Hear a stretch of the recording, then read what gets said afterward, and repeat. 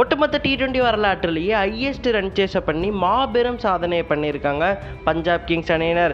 சமீபத்தில் KKRக்கும் பஞ்சாப் கிங்ஸ்க்கும் இடையே நடந்த போட்டியில் பஞ்சாப் கிங்ஸ் அணியினர் 262 ரன் அப்படிங்கிற டார்கெட்டை எட்டி பிடிச்சு மாபெரும் உலக சாதனையை பண்ணியிருக்காங்க.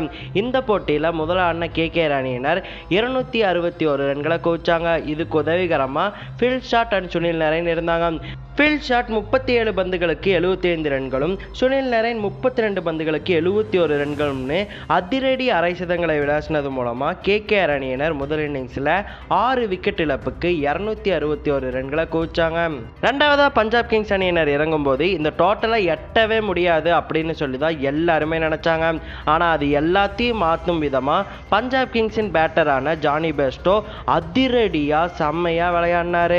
இதன் மூலமாக அந்த போட்டியில் பஞ்சாப் கிங்ஸ் சார்பாக அதிகபட்சமாக 48 பந்துகளுக்கு 108 ரன்களை குவிச்சாரு. இதில் 9 சிக்ஸர்ஸ் அண்ட் 8 4களும் அடங்கும். ஜானி பெஸ்டோவுக்கு உதவியாக பிரப்சிம்ரன் சிங் முதல்ல குவிக் ஃபேராக ஒரு 50 அடித்தார்.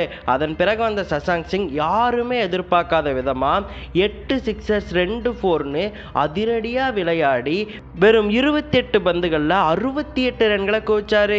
இப்படி ஜானி பெஸ்டோ மற்றும் சசாங்க் சிங்குடைய அதிரடி பார்ட்னர்ஷிப்பால் 262 எனும் இமாலய இலக்கை சுலபமாக எட்டி பிடிச்சாங்க பஞ்சாப் கிங்ஸ் அணியினர். வெறும் 18.4 ஓவர்கள்லேயே 8 பந்துகளை மிச்சம் வச்சு 262 எனும் அசாதாரண ஸ்கோரை எட்டி பிடிச்சாங்க பஞ்சாப் கிங்ஸ் அணியினர்.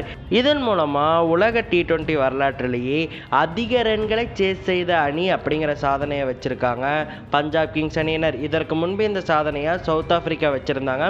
259 டார்கெட்டை எட்டி இப்போ அந்த சாதனைக்கு சொந்தக்காரங்க ஆகியிருக்காங்க பஞ்சாப் கிங்ஸ் அணியினர்.